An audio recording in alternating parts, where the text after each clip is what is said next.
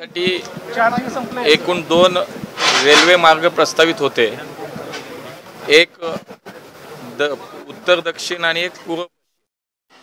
तर पूर्व पश्चिम हा जो मार्ग होता तो महामेट्रोच्या माध्यमातून 100% पूर्ण झाला. 100% सगळी स्टेशन सुरू झाली. वनाज ते रामवाडी हा मार्ग 100% आता कार्यरत आहे. पुणेकर त्याचा खूप चांगल्या पद्धतीने वापर करतात, मोठ्या प्रमाणात त्याचा वापर करतात. हा मार्ग जर आपण पाहिला तर जवळपास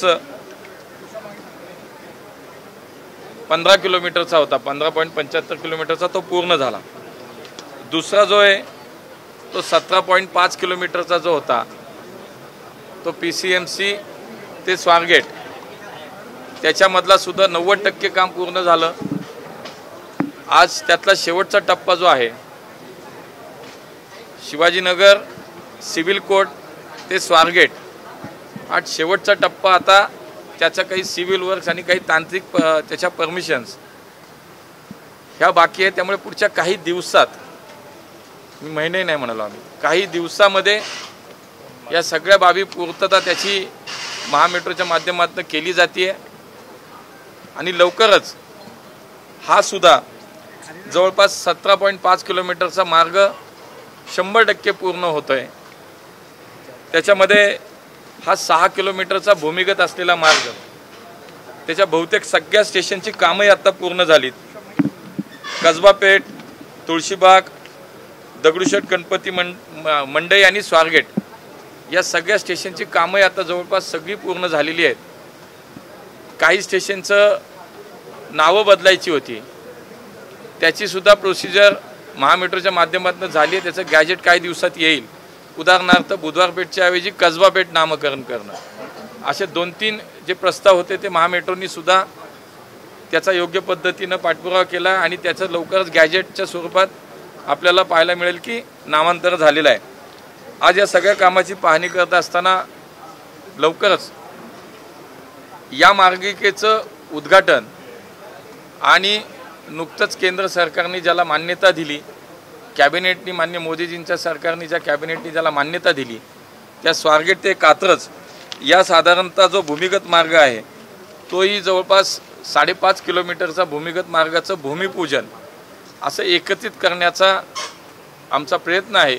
याशिवाय अजून एक प्रयत्न आम्ही सगळेजण करतोय की महामेट्रोच्या माध्यमातून वनाज ते चांदणी चौक आणि रामवाडी ते वाघोली या विस्तारित मेट्रो मार्गाचं सुद्धा कॅबिनेटमध्ये लवकरात लवकर त्या प्रस्तावाला मान्यता मिळून त्याचंही काम सुरू करण्याचं प्रयत्न आम्ही सगळे करणार आहोत. त्यामुळे पुणेकरांच्या सेवेत अत्यंत चांगल्या पद्धतीनं ही सेवा आता 100% पूर्णत्वाकडे हे शेवटचा टप्पा आता राहिला आहे. आणि त्यामुळे ही सेवा निश्चितपणे मागच्या 10-15 वर्षापूर्वी पुण्यात इतकी मोठ्या प्रमाणात, इतकी अत्याधुनिक पद्धतीची जर मेट्रो सेवा उपलब्ध होईल का असं कधीही कोणाला वाटलं नाही. पण माननीय मोदीजींच्या सरकारमध्ये, माननीय मोदीजींच्या नेतृत्वामध्ये त्यांनी या पुण्याच्या मेट्रोचं भूमिपूजन केलं आणि आज जवळपास 33 ते 34 किलोमीटर मेट्रो मार्ग हा पुण्यामध्ये पूर्ण होतोय. याचा निश्चितपणे एक पुणेकर म्हणून सुद्धा या पुणेकरांना आणि आम्हा सर्वांना, आम्ही पुणेकर म्हणून आम्हालाही निश्चित त्याचा आनंद आहे आणि समाधान आहे. कधीपर्यंत सुरू होणार? 2024 डेडलाईन सारख्या पुढे जात आहेत नाही, म्हणूनच आजची पाहणी होती, चर्चा होती. मी आहे, आमच्या माधुरीताई आहेत, माननीय हर्डीकर साहेब आहेत, त्यांची सगळी टीम आहे.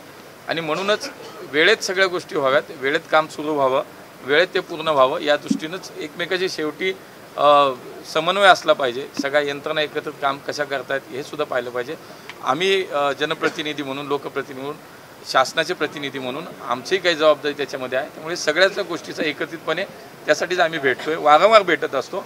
आज त्यातलाच हा एक भाग होता. काल आपण पुणे शहरात पाहिलं की वनराज अधिकारी यांचा आज मेट्रोचा विषय, मेट्रोचा विषय, कायदा सुव्यवस्थेचा प्रश्न निर्माण झालेला आहे. तुम्ही सुद्धा पुण्याचे खासदार आहात, काय काल झालेला प्रकार माननीय पोलीस आयुक्तांशी मी लगेच बोललोय.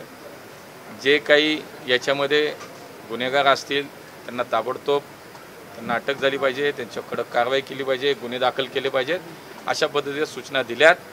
काल संध्याकाळीच माननीय पोलीस आयुक्तांनी त्यांच्या सगळ्या टीमबरोबर आम्ही एकत्रही होतो. या शहरातल्या कायदा सुव्यवस्था हा 100% नीट राहायला पाहिजे, चांगला राहायला पाहिजे. ही पोलिसांना तशा पद्धतीच्या सूचना आम्ही दिलेल्याच आहेत आणि लोकप्रतिनिधी म्हणून आमची पण जबाबदारी. त्यामुळे या शहरातल्या कायदा सुव्यवस्थेच्या बाबत कुठली तडजोड होणार नाही.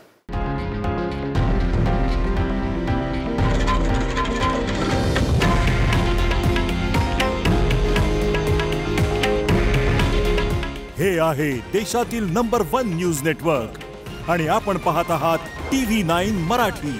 काळजी तुमची, हित महाराष्ट्राचं.